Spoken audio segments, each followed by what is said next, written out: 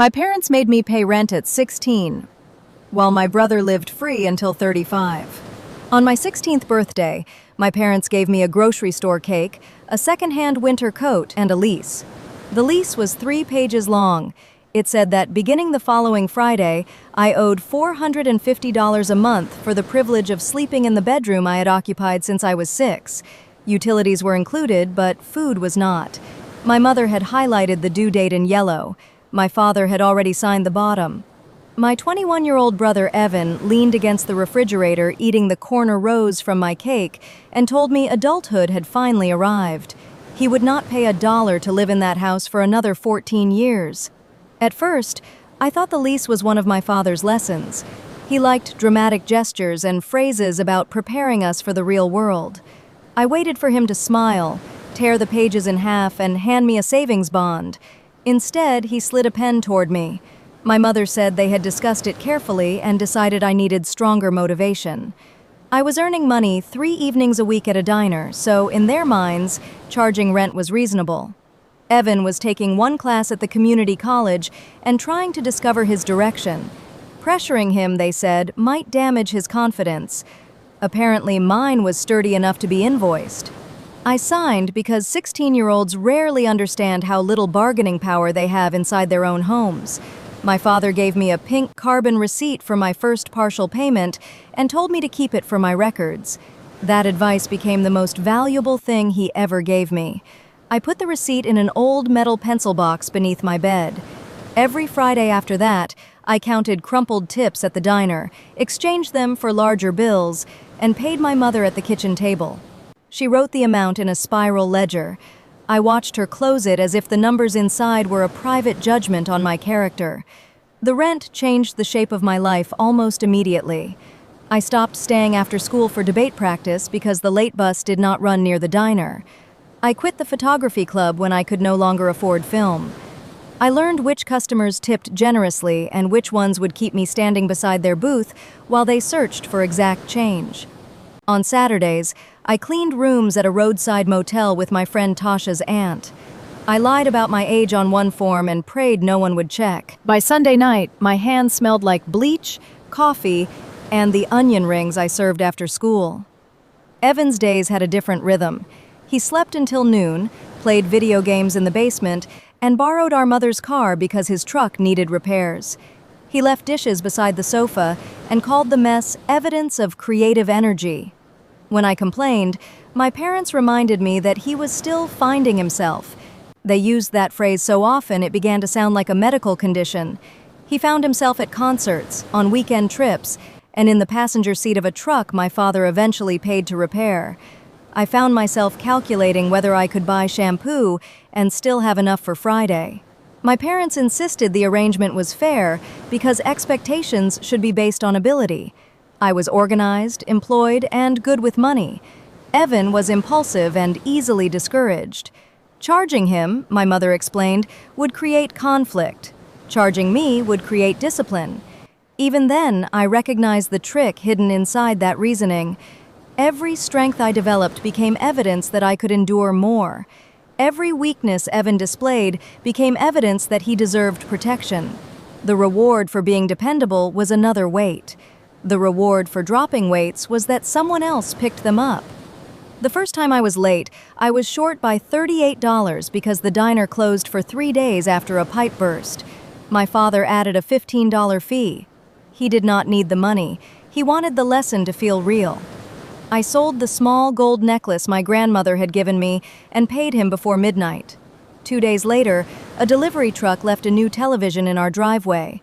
Evan had convinced my parents that a larger screen would help him host friends instead of spending money downtown. I stood in the hall while he peeled the plastic from it and understood that fairness was not merely absent in our house.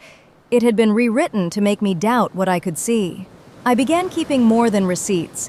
I wrote my work hours in a notebook, stapled pay stubs to each page, and noted every payment I made. When my mother increased the rent to $500 after my 17th birthday, I asked for a new agreement. She laughed at my seriousness, but typed one. I signed it and stored it in the pencil box. Documentation gave me a small territory that belonged only to me. I could not stop them from taking the money, but I could preserve the truth about where it went. At school, my guidance counselor, Mrs. Alvarez, noticed that my grades were slipping. I told her I was tired, which was true but incomplete. She kept me after an appointment and asked why a student who had once planned to apply to 4-year colleges had not requested a single recommendation. I showed her the lease. She read it twice, slowly, then asked whether I felt safe at home. That question frightened me more than the rent. My parents did not hit me. They attended school conferences. My mother packed leftovers for my lunch when there were leftovers. I had no vocabulary for a home where love existed, but was distributed according to usefulness. Mrs. Alvarez helped me apply to the local community college and found a scholarship that covered tuition for students working more than 20 hours a week. She also told me that survival skills could become a trap if I mistook them for a personality. I did not understand her then. I believed endurance was the best thing about me. It would take years to learn that people who benefit from your endurance will praise it while arranging the next thing you must endure. The summer before graduation, my father promised that the rent had been partly for my own good in another way. He said my parents had saved some of it and would return the money when I moved out. The idea transformed every missed dance and double shift into a down payment on freedom. I calculated that even half the rent would give me enough for a used car and the deposit on a small apartment. I started circling listings in the newspaper. My mother watched me do it and never corrected the promise. 3 weeks after graduation, I found out there was no account. I came home early from the motel and heard my parents arguing in the kitchen. Evan had enrolled in a private certification program for audio production, and the first payment was due. My father said they had already used the money I paid that year for Evan's truck, insurance, and credit card minimums. My mother said I did not know about the savings promise yet. Then she lowered her voice and reminded him that money inside a family could not really be assigned to one person. I stood behind the pantry door until my legs began to shake. The betrayal was not that they had needed my rent. If the house had been in danger or the refrigerator empty, I would have worked without resentment.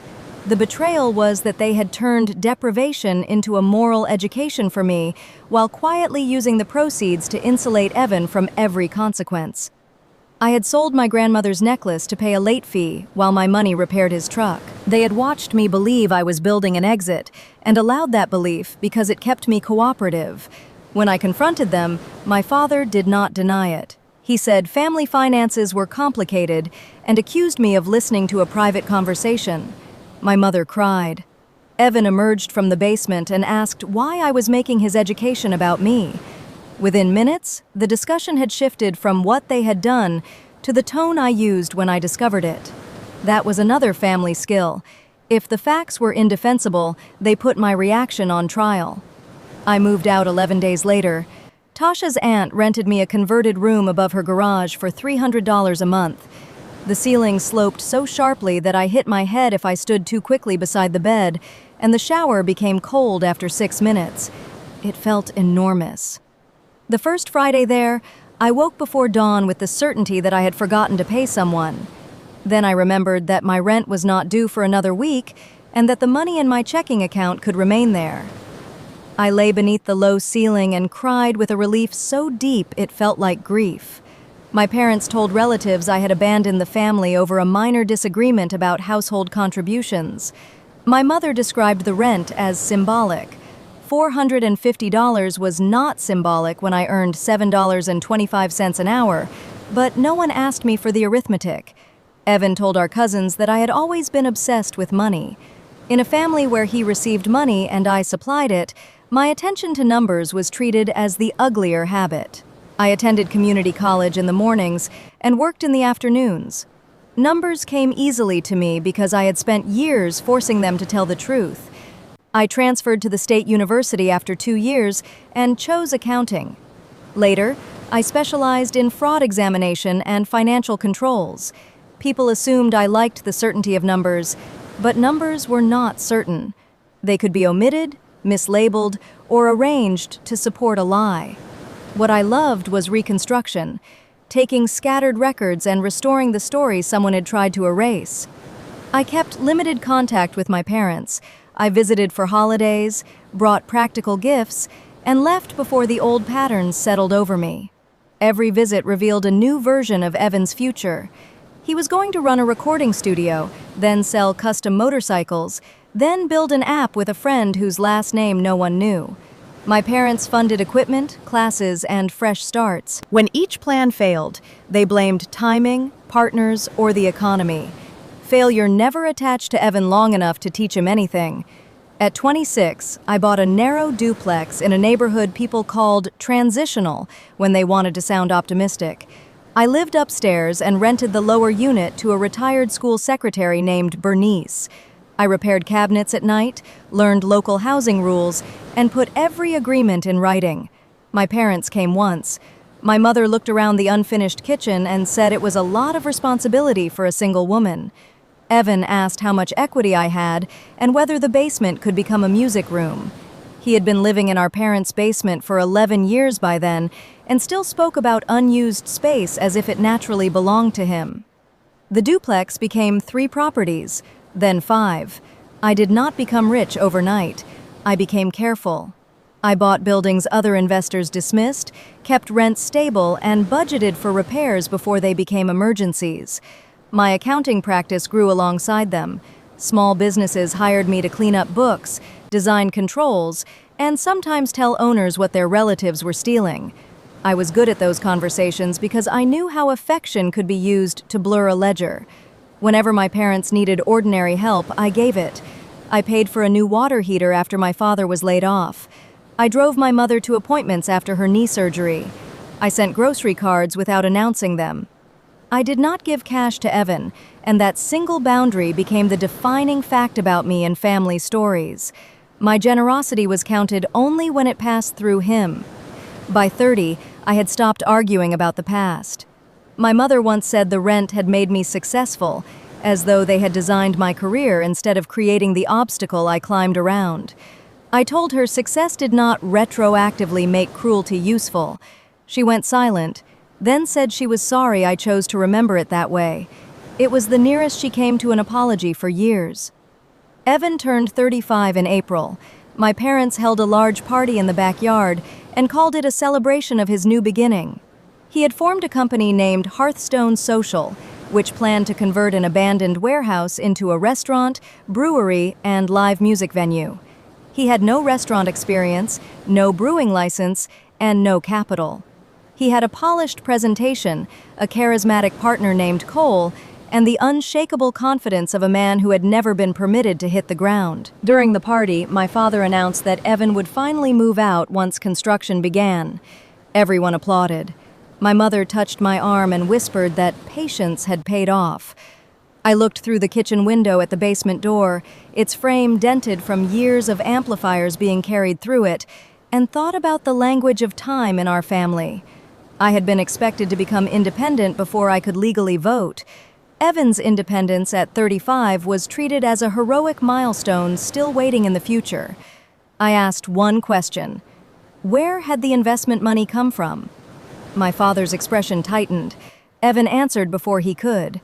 The family home had increased in value, and my parents had taken out a home equity line of credit. He called it unlocking dormant capital. The line was for $280,000. My parents had lived in that house for 32 years and owed less than $40,000 on the original mortgage. In one signature session, they had placed nearly all of their security behind a business controlled by a son who had never paid them rent. I asked to see the projections. Evan laughed and said I was not his auditor. My mother told me not to spoil the party. My father insisted the house was safe because Evan would make monthly payments from business revenue. The business did not yet have a building, permits, or revenue, but optimism had always been accepted as currency when Evan offered it. I left early. Before I drove away, I photographed the lender's folder lying on the hall table. I could see the loan number through the clear plastic cover. For 6 months, my parents avoided the subject.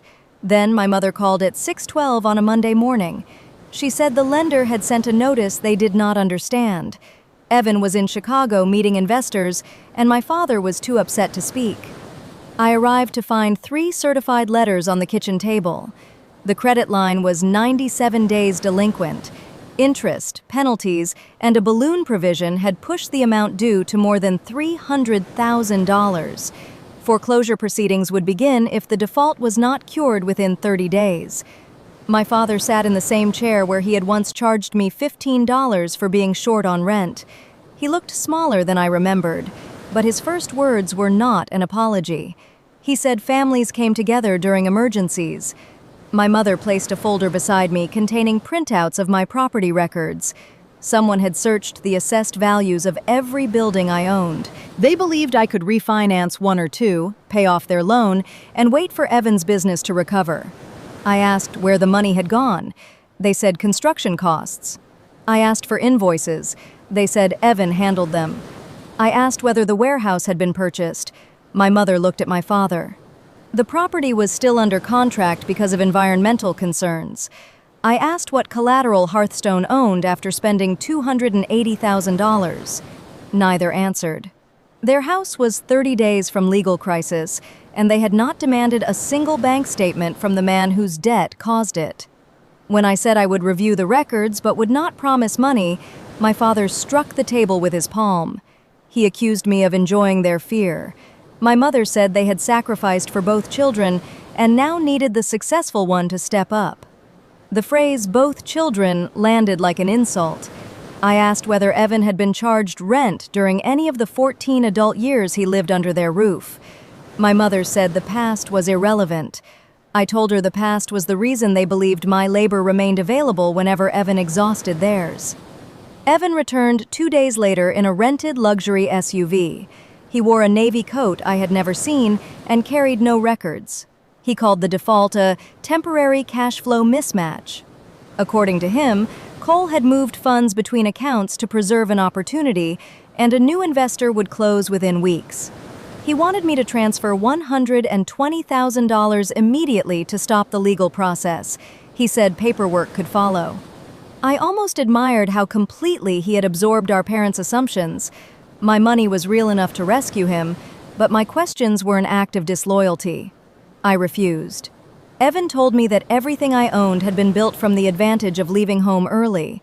The sentence was so absurd that the room became quiet. He truly believed being forced to pay rent at 16 had given me a head start, while 14 free years in a basement had somehow delayed him. My father did not correct him. My mother said we were all emotional. The next morning, I received an email from a law firm representing my parents. It was not a lawsuit, but it was designed to frighten me. The letter said I had benefited from family support, accepted informal advances over many years, and made verbal commitments to assist with my parents' housing. It requested a meeting to document a repayment plan. Attached was a spreadsheet titled Claire Family Account. The spreadsheet was a masterpiece of revision. It listed food, school supplies, medical bills, and utility costs from the year I turned 18 until I moved out 3 weeks later, then continued with invented loans for tuition and property purchases. A $40 birthday gift had become a $4,000 investment. The water heater I paid for appeared as money my parents had given me. My rent payments were missing entirely. At the bottom, a line labeled Net Family Support claimed I owed my parents $186,000. I did not feel angry at first. I felt professionally alert. Lies on paper had edges. They could be compared, dated, and traced. I called the attorney and asked who had prepared the spreadsheet. He hesitated before saying the family had provided it. I asked whether he had reviewed supporting documents. He said the purpose of the meeting was resolution, not litigation. I told him I would attend after receiving the original loan application, all Hearthstone bank statements, and the ledger my mother had kept when I was a teenager. That evening, I took the metal pencil box from a fireproof cabinet in my office. The paint was scratched, and one hinge had begun to rust. Inside were the carbon receipts, leases, pay stubs, and notebooks I had carried through 6 apartments and 2 office moves. I spread them across a conference table. From 16 to the day I left, I had paid my parents $14,970. Adjusted for nothing, sentimentalized in no way, It was simply money taken from a minor and then from a newly graduated teenager under a false promise that part would be saved. The receipts did more than contradict their spreadsheet. Each one bore my mother's initials. Several included notes about late fees or rent increases. My father's signatures appeared on both leases. My records proved that whatever support my parents had given me after 18 was outweighed by documented payments they now pretended had never existed. But I sensed that the invented family debt was not merely an attempt to shame me.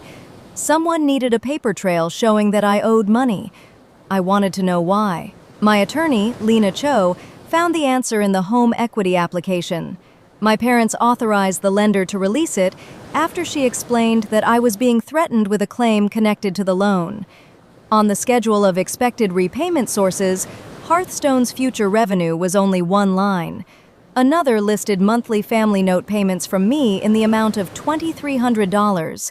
Attached was a promissory note stating I had agreed to repay $276,000 to my parents for educational and real estate advances. The signature at the bottom looked like mine from a distance. Up close, it looked like a person imitating the final letter of my name without understanding how I formed it. The document had been witnessed by Evan. My parents had qualified for the loan partly by claiming I owed them enough money to cover the payments. The spreadsheet sent by their lawyer was not invented after the default. It had been built to support a lie told months earlier. I stared at the signature until the room seemed to narrow around it. My parents had charged me rent before I was old enough to enter most contracts. Years later, they had erased those payments and converted my independence into a debt. The forgery was more than financial fraud. It was the final version of the family story. Everything I earned belonged to them, and anything they gave me, even ordinary parenting, remained collectible. Lena told me not to confront anyone. We notified the lender that the promissory note was disputed and requested preservation of all records. We also ordered a forensic examination of the Hearthstone accounts through the limited access my parents possessed as guarantors. Evan refused at first, but the loan documents required disclosure after default. Faced with the lender's demand, he produced statements missing 2 months. The bank supplied the rest. Only $46,000 had gone toward legitimate planning, deposits, and engineering reports.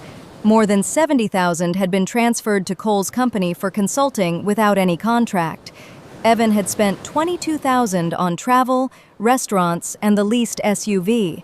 Another $90,000 had gone to an entity called Northline Holdings. The entity had purchased a condominium across town. Its registered manager was Melissa Grant, Evan's girlfriend, whom he had introduced to our parents as Hearthstone's social media director. My parents had never seen the condominium. They had never heard of Northline. When Lena presented the statements at our first formal meeting, my mother covered her mouth. My father looked at Evan and asked whether the condo was an investment for the business. Evan said it would host visiting musicians and investors. The explanation arrived without hesitation, as though he had prepared it while driving over. He said everything served the vision. I asked who signed my name. Evan leaned back and accused me of distracting everyone from the foreclosure. My father said the note was only a formality because they knew I would help if necessary. My mother stared at the table. Her silence answered the question she would not. She had known the note existed. Whether she watched Evan sign it or accepted it afterward hardly mattered. She had delivered it to a lender as real. The attorney who sent me the repayment letter stopped representing my parents the next day. In his withdrawal email, he stated that documents had been provided to him as authentic and that he had not been informed of any disputed signature. That careful sentence became important later. My parents hired a different lawyer, one who advised them to cooperate with the lender and separate their interests from Evan's. For the first time in his life, the family system began treating him as a source of risk instead of a protected condition. The foreclosure clock did not stop because the truth was ugly. The lender agreed to postpone action for 45 days if my parents paid the missed interest and signed a settlement preserving the fraud claims. They did not have the money. Evan had less than $4,000 across the accounts he disclosed. Melissa transferred the condominium to a new company 2 days after receiving the preservation notice, which made the transaction easier, not harder, to challenge. My parents came to my office without Evan. My mother brought the old spiral ledger. She set it on the conference table as if returning something sacred. The pages were filled with my teenage payments in blue ink. Besides several entries, she had written what the money funded: truck insurance, Evan class, Evan card, studio deposit. She said she had forgotten those notes were there. I did not believe she had forgotten. I believed she had spent years practicing not to look. That habit had protected her from seeing the price of each choice. My father opened the ledger and turned pages slowly. He seemed surprised by his own signature. People imagine denial as an absence of knowledge. In my parents, it was an active system of filing. Facts that threatened their image of themselves were stored where they never had to meet one another. My mother finally apologized without adding a condition. She said they had believed I would always be fine because I was capable. She admitted that every time Evan failed, helping him felt urgent, while helping me felt optional. She said charging me rent had started as my father's idea, but that she had continued it because the money relieved pressure elsewhere. When my father tried to say they had done their best, she stopped him. It was the first time I saw her refuse to soften a fact for his comfort. I listened, but I did not offer rescue. An apology could acknowledge a debt of truth. It could not create a new financial obligation for me. I told them I would help negotiate, organize records, and protect them from additional fraud. I would not mortgage my buildings or transfer cash to preserve the exact life that had made Evan comfortable. If they wanted my professional help, they would sign an engagement letter like every other client and follow every recommendation. My father reacted as if I had handed him my 16th birthday lease. He said contracts were cold between family members. I reminded him that he had introduced contracts into our relationship when I was a minor. The difference was that mine would apply equally. My mother signed first. Before my father signed, he asked what would happen if they ignored my plan and waited for Evan's investor. Lena answered with the numbers, not a threat. The lender could take the house, seek a deficiency judgment, and refer the false documents regardless of whether a late investor appeared. Their pensions might remain protected, but their credit and remaining savings would not. My father looked toward the office window, where my name appeared in small lettering on the glass. I could see him confronting a fact he had avoided for years. My caution was not fearfulness, and Evan's certainty was not courage. One had produced choices, the other had consumed them. The engagement letter required full disclosure, which led to another painful inventory. My parents had paid Evan's phone bill, car insurance, health premiums, and credit cards for most of his adult life. The total exceeded $160,000 even before the home equity loan. They had also withdrawn from a retirement account during his motorcycle phase and paid taxes on the early distribution. No similar transfers appeared under my name. When my mother saw both columns together, she began to cry. Favoritism had always been defended one emergency at a time. A ledger revealed that the emergencies formed a policy.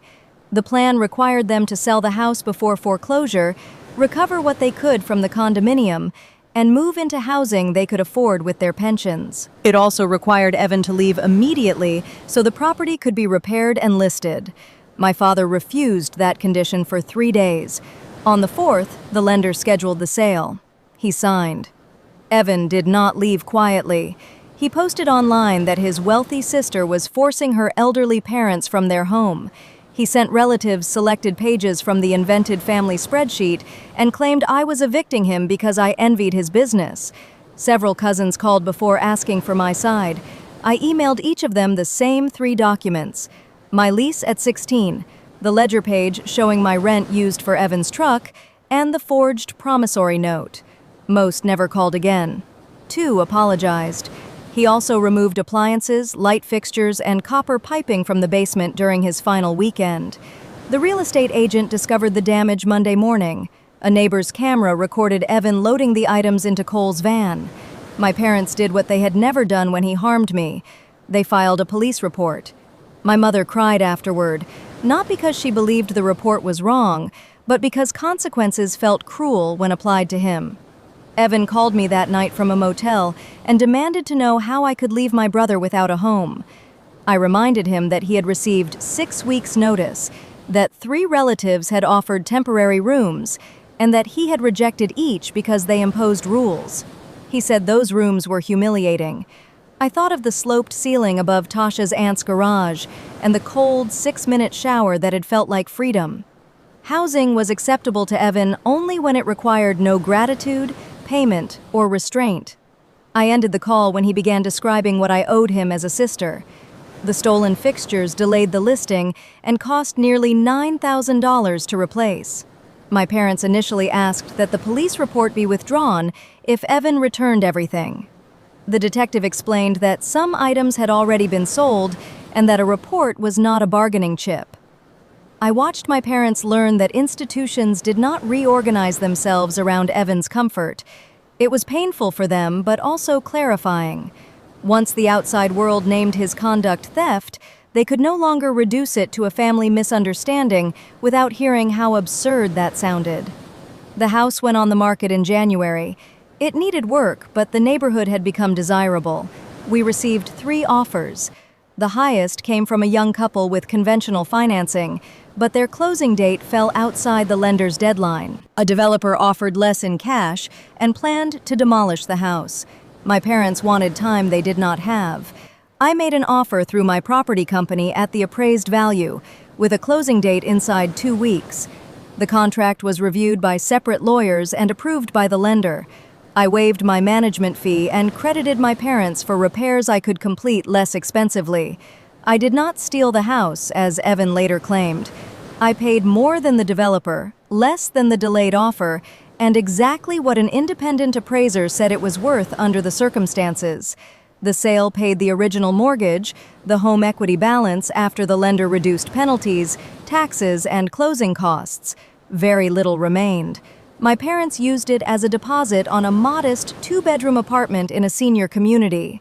For the first time since I was 16, Evan had no bedroom waiting in their home. Moving day exposed how completely my mother had preserved his place. The basement closets held school trophies, broken speakers, boxes of clothes, and unopened equipment from businesses that had lasted less than a season. My own belongings fit inside 1 plastic bin: a yearbook, 2 photographs, and the winter coat from my 16th birthday. My mother tried to give me the coat. I told her to donate it. I kept the photographs and left the rest. I did not need objects to prove I had once belonged there. At the senior community, the manager reviewed rent, utilities, late fees, and maintenance responsibilities with my parents. My father asked several questions and requested copies. I sat beside him, remembering the teenager who had signed whatever was placed in front of her because no alternative existed. Afterward, he admitted that their new rent was less than the amount they had expected me to produce when adjusted against my teenage wages. It was not a complete reckoning, but it was the first time he had compared the burdens honestly. I did not buy the house for revenge. At least, that was not the whole reason. The numbers made sense, the structure was sound, and I knew the block. But when I held the keys after closing, I felt the past become physical. Every door carried a memory of being told what I owed. Owning the building did not heal those years, yet it removed the house from the mythology my family had built around it. It was no longer proof of my parents' sacrifice or Evan's permanent refuge. It was an asset with a price, a deed, and no favorite child. The civil case against Evan and Cole moved more slowly. The lender referred the forged note and false application to investigators. My parents joined a claim to recover the money diverted into Northline Holdings. Melissa insisted she had believed the condominium was a legitimate business asset, but messages showed Evan telling her to keep her name off Hearthstone records because his parents were nervous. The attempted transfer after notice made their position worse. At a preliminary hearing, Evan's lawyer tried to portray the promissory note as an informal family understanding. Lena placed my original rent receipts on the evidence table one by one. The judge examined the leases, the spiral ledger, and the spreadsheet that erased both. Then she compared my verified signatures from property closings with the note. She did not need to decide criminal intent that day. She only needed to decide whether the note could be treated as valid security. She ruled that it could not. Evan watched the ruling with the stunned expression of someone discovering that confidence was not admissible evidence. Outside the courtroom, he told my mother I had destroyed the family. She answered that the family had been damaged each time they protected him from what he did. Her voice shook, but she did not withdraw the words. The condominium was eventually sold under court supervision. After costs and the legitimate claim of one contractor, most of the proceeds went to reduce my parents' loss. Cole settled separately and disappeared from Evan's plans. The leased SUV was repossessed. Hearthstone Social entered bankruptcy without ever serving a meal or hosting a song. Prosecutors offered Evan a plea that included restitution, probation, community service, and a prohibition on managing other people's funds during the probation period. My parents asked me whether I wanted them to beg for leniency. I said the decision belonged to the court. I would provide accurate records and nothing more. For once, I would not carry either punishment or rescue. The most revealing moment came during mediation over restitution. Evan argued that the rent I had paid as a teenager should not count because our parents had spent more raising me. He said this as though children arrive owing reimbursement for food and shelter. The mediator asked whether Evan had paid rent during his adult years at home. He admitted he had not. She asked whether he considered the difference a debt to me or to our parents. He said no, because the arrangement had reflected our different needs. There it was again. Need as a permanent exemption for him and a permanent duty for me. I no longer felt compelled to defeat the logic. I simply let it sit in the recorded room, complete and ugly. The mediator included the statement in her report. Restitution did not restore everything. My parents had lost much of the equity they expected to fund retirement. I had spent money on lawyers, repairs, and time away from clients. The criminal process did not transform Evan into a reflective man. Consequences are not magic. They only return reality to a place from which it has been excluded. I renovated the house over 9 months. I removed the basement paneling, repaired the pipes, and opened the kitchen to the dining room. Beneath layers of shelving in my old bedroom, I found pencil marks on the closet frame where my mother had measured my height. The final mark was dated 4 months before the lease. I stood beside it and remembered how young 16 actually was. For several days, I considered selling. Then Bernice, my first tenant, told me her granddaughter was helping a nonprofit find housing for young women leaving unstable homes. Many were working or attending school, but could not qualify for apartments because they lacked credit histories and family guarantors. The house had 4 bedrooms and space for an office. I knew exactly what it could become. I established a transitional housing program with the nonprofit. Residents paid modest rent based on income, and every payment was reported to help them build credit. A fixed portion went into an individual savings account they received when they moved out. The arrangement was explained in plain language, reviewed by an independent advocate, and never changed without notice. Rent could teach something, but only when it was not disguised extraction. The lesson should be how to build a future, not how to finance someone else's refusal to grow. The board challenged me on one point before approving the program. They worried that my personal history might make me too rigid about records or too lenient with missed payments. It was a fair concern. We created a hardship policy with independent review, written notice, and access to emergency grants. No resident would depend on whether I felt sympathetic on a particular day. The system would provide mercy without favoritism. That distinction had been missing from my childhood home, where rules were strict for the person least likely to fail and flexible for the person most willing to exploit them. On opening day, Mrs. Alvarez came. I had found her through the school district and invited her without explaining the full plan. She walked through the renovated rooms, read the program details, and hugged me. She remembered the lease I had shown her. I told her I finally understood what she meant about survival becoming a trap. I had spent years proving I could endure anything. The program was built around a different idea. Young people deserved support that made endurance less necessary. My mother attended too. My father said he was not ready to see strangers living in his house, though it was no longer his. My mother brought the spiral ledger in a sealed archival box and asked whether I wanted it. I placed it in the program office beside the pencil box, not as decoration and not as a shrine to resentment. It was evidence of why systems needed transparency. My relationship with my parents became smaller and more honest. We met for lunch twice a month. They lived within their pension, learned the bus schedule, and discovered that a 2-bedroom apartment did not make them failures. My father complained often at first. Gradually, he stopped referring to the old house as something I had taken. He never became skilled at apology, but he began correcting relatives who repeated Evan's version. My mother changed more visibly. She joined a support group for relatives of financially abusive family members, although it took her months to use that phrase. She admitted that protecting Evan had allowed her to feel necessary. My independence had frightened her because it meant love could exist without dependence. Charging me rent, controlling the promised savings, and later expecting rescue had all been ways to keep my competence tied to the family. Evan moved between short-term rentals and friends' spare rooms after his probation began. At 37, he took a salaried job managing inventory for a music equipment store. The court required automatic deductions for restitution. He hated the routine, then discovered he was good at it. I heard this through my mother.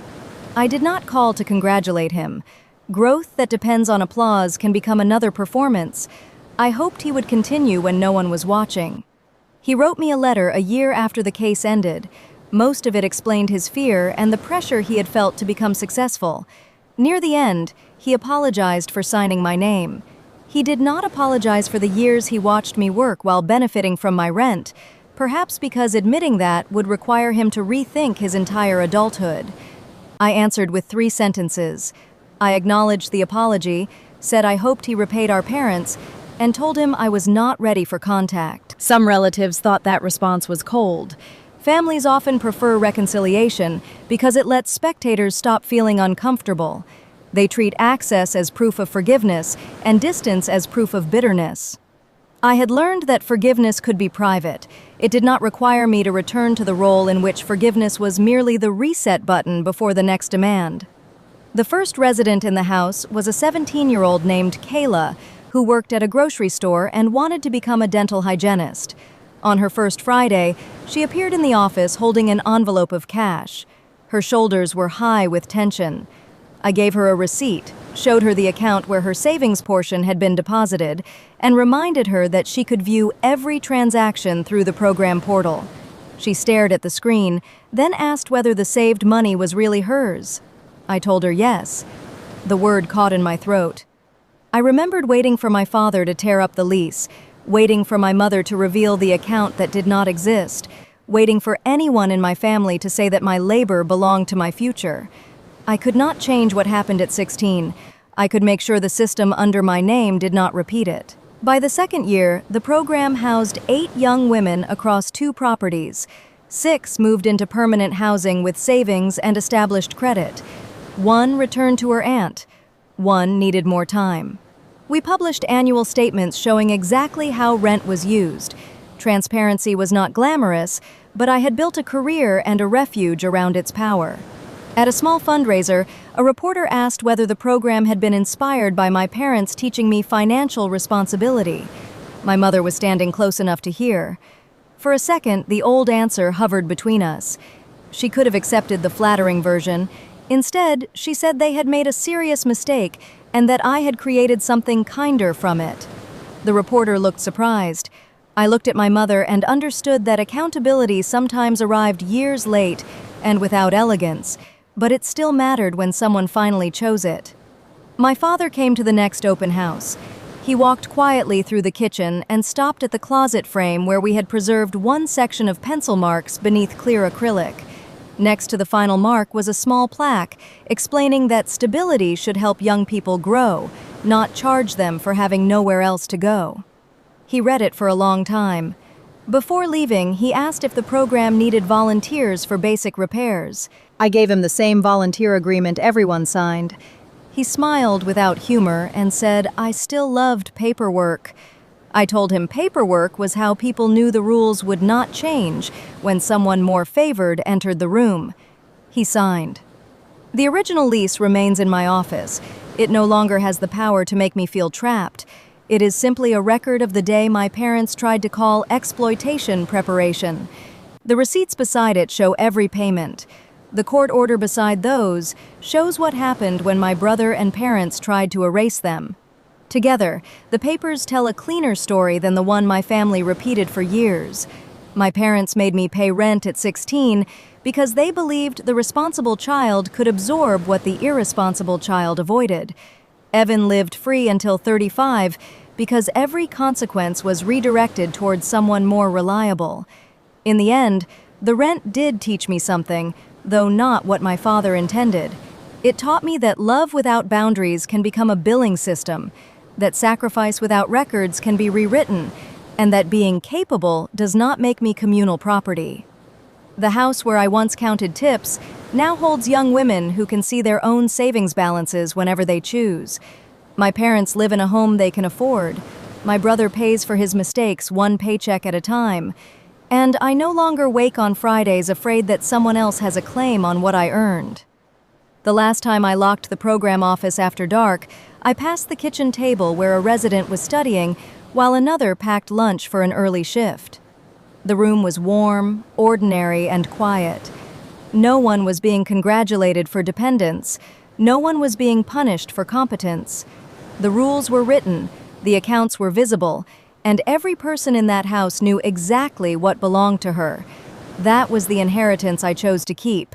Not the building, not the money, and not the family story in which pain became proof of character. I kept the evidence, changed the terms, and ended the lease.